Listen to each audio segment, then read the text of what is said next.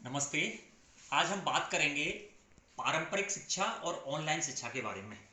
जैसा कि आप जानते हैं कि 70 और 80 के दशक तक ऑनलाइन शिक्षा के बारे में लोगों को जानकारी नहीं थी, क्योंकि उस समय इंटरनेट और इस तरह के जो कंप्यूटर डिवाइस का बहुत बड़ा योगदान नहीं था। लेकिन 2000 के बाद जैसे ही इंटरनेट की सुविधा बढ़ी, उसके साथ साथ ऑनलाइन की एजुकेशन का जो पैटर्न है वो भी अपने में बदल गया। मुझे याद है कि जब मैंने 1982 में हाई स्कूल पास किया, उस समय हम फेस टू फेस ट्रेडिशनल शिक्षा में थे और उस समय हम कॉलेज जाते थे, बच्चों से मिलते थे, टीचर आएगा, क्लास में पढ़ाएंगे एंड उसके बाद वो असाइनमेंट देंगे, एग्जामिनेशन होगा। वो सारी पद्धति एक नॉर्मल वे में चलती थी। लेकिन जब मैं 12th में सीनियर सेकेंडरी में आया तो मैं ताज्जुब में रहा कि मेरा एक साथी, जो कि उनके पेरेंट्स के द्वारा विदेश उसको पढ़ने भेजा गया, और जब मैंने उससे पूछा कि तुम्हारी वहाँ पर एजुकेशन किस तरह से होती है, तो उसने मुझे बताया कि मैं हफ्ते में सिर्फ 2 दिन ही कॉलेज जाता हूँ, रिमेनिंग काम मेरा सारा ऑनलाइन चलता है। इट मीन्स 2000 के बाद के दशक में ऑनलाइन एजुकेशन ने बहुत बड़ा एक एरिया कवर किया है और आज इसने अपना जो प्रकार है, जो तरीका है इसका, वो बहुत ही ज़्यादा एक्सेप्ट किया जा रहा है और वास्तव में 21वीं सदी में ऑनलाइन एजुकेशन बहुत ही इंपॉर्टेंट हो गया है। सो आज हम समझेंगे कि ऑनलाइन एजुकेशन क्या है और इसका क्या मतलब है। सो जैसा कि पारंपरिक पद्धति के बारे में आपने देखा कि टीचर स्टूडेंट का इंटरेक्शन होता है, फेस टू फेस वो बात करते हैं, क्लास होगी। इस पद्धति का एक सबसे बड़ा प्लस पॉइंट था कि आपको एनवायरनमेंट के द्वारा बहुत कुछ सीखने को मिलता था, अपने कलीग्स, अपने साथी स्टूडेंट्स के द्वारा मिलने का मौका मिलता था। उससे आपका एक ओवरऑल डेवलपमेंट होता था, जिसको कि आप कंप्लीट विकास कह सकते हैं आप। लेकिन ऑनलाइन में ऐसा कुछ नहीं है। उसमें आप एक अपने घर पर बैठे हुए हैं, आपके पास एक डिवाइस है और उस डिवाइस के माध्यम से एक टीचर के द्वारा आपको पढ़ाया जा रहा है। सबसे पहला समझने वाली बात यह है कि इसमें एक सोशल डिस्कनेक्टिविटी खत्म हो जाती है एंड आप अपने ही एक एरिया में, स्पेस में रहते हैं, वहां पर आपकी शिक्षा होती है, आपके अनुसार होती है। आप जब चाहें तब ज्वाइन कर सकते हैं एंड जब चाहे कुट कर सकते हैं। दोनों ही पद्धतियों, ट्रेडिशनल और ऑनलाइन एजुकेशन के अपने अपने प्लस और माइनस पॉइंट हैं, दोनों फायदे और नुकसान हैं। हम कई बार लोग से पूछते हैं कि क्या ऑनलाइन शिक्षा आने के बाद लोग ट्रेडिशनल एजुकेशन को भूल जाएंगे? ऐसा नहीं है, बिकॉज दोनों को अगर मिला देंगे तो वास्तव में एक ब्लेंडेड जो मेथड है वो सबसे बेस्ट मेथड मिलता है, बिकॉज दोनों ही एक दूसरे के पूरक हैं और उन दोनों को जब मिलाएंगे तो आपको बेस्ट एजुकेशन का एक थ्योरी या सिस्टम आपको देखने को मिलेगा। नाउ मैं ऑनलाइन एजुकेशन की पहले बात करूंगा। ऑनलाइन एजुकेशन को हम इलेक्ट्रॉनिक लर्निंग भी कहते हैं, ई लर्निंग के नाम से भी जानते हैं, बिकॉज वास्तव में इस माध्यम में हम डिफरेंट कंप्यूटर की डिवाइस, तरह तरह के डिजिटल मीडिया का उपयोग करते हैं, उसके द्वारा हम लर्निंग करते हैं। नाउ अगर आप इन दोनों पद्धतियों के बारे में आप देखें तो इसमें एक सबसे बेस्ट तरीका यह आपको देखेंगे कि जो डायरेक्ट इंटरेक्शन, जिसमें कि एक फेस टू फेस लर्निंग होती है, इसमें टीचर स्टूडेंट दोनों मिलते हैं। इनडायरेक्ट में आपका ऑनलाइन में, एक्सक्लूसिवली ऑनलाइन लर्निंग में आपको देखने को मिलेगा कि उसमें टीचर और स्टूडेंट अलग अलग बैठे हुए हैं और वो ऑनलाइन लर्निंग होती है।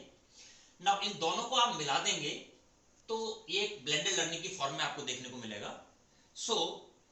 आपने देखा कि ट्रेडिशनल के बहुत से फायदे हैं तो बहुत से नुकसान भी हैं।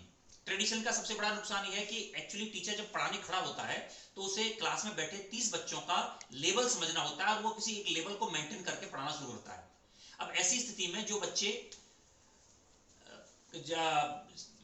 जो अच्छे स्तर के बच्चे हैं, उन बच्चों को ऐसा लगता है कि उन्हें बोर महसूस हो रहे हैं वो। एंड वहीं पे अगर कोई एक बच्चा जो कि अगर वो अपर लेवल से पढ़ाना शुरू करता है तो उस केस में उसे ऐसा लगेगा कि जो कुछ बच्चे ऐसे जो उसको समझ नहीं पाए, उनके को उसको उस एस्पेक्ट को समझने में दिक्कत आती है। अतः उसे एक पर्टिकुलर एक सिस्टम मैनेज करना पड़ता है। लेकिन ऑनलाइन में ऐसा नहीं है। ऑनलाइन में कोई भी व्यक्ति अपने लेवल पर उसमें बात कर सकता है और वहां से वो पढ़ाई शुरू कर सकता है। आपने देखा कि दोनों ही के अपने प्लस माइनस पॉइंट है ना। ऑनलाइन एजुकेशन बहुत ही अच्छी है, नो डाउट। इसको बहुत ही कम समय में आपको अपने लेवल पे आप समझ सकते हैं, इसमें कॉस्ट कम आती है। लेकिन इसके कुछ कॉन्स भी हैं, कुछ इसके डिसएडवांटेज भी हैं, वो आपको समझना बहुत जरूरी है, बिकॉज इन डिसएडवांटेज को ध्यान में रख के ही अगर आप इसको आगे बढ़ेंगे तो आपको समझ में आएगा कि ऑनलाइन के क्या फायदे नुकसान है। उसमें सबसे पहला लिमिटेड सोशल इंटरेक्शन। एक्चुअली इसका सबसे बड़ा ड्रॉबैक है कि इसमें सोशल इंटरेक्शन बहुत ही कम होता है, सो स्टूडेंट सोशली डिस्कनेक्ट हो जाता है। इसको जोड़ने के बहुत से तरीके हो सकते हैं, कई ऐसे चैप्टर हो सकते हैं, कुछ ऐसी एक्सरसाइज हो सकती हैं जिनके माध्यम से कि आप बच्चों को सोशली होमवर्क या असाइनमेंट दे सकते हैं, सो दैट वो बच्चा बाहर जाए और उस काम को पूरा करके लाए। सो इसको सॉर्ट आउट किया जा सकता है, बट इसमें एक लिमिटेशन है इसकी। दूसरा इसका वर्क ऑथेंटिसिटी। बच्चे ने जो काम करके सबमिट किया है उसका हमें पता नहीं चलता कि वास्तव में ये ऑथेंटिकेटेड है कि नहीं।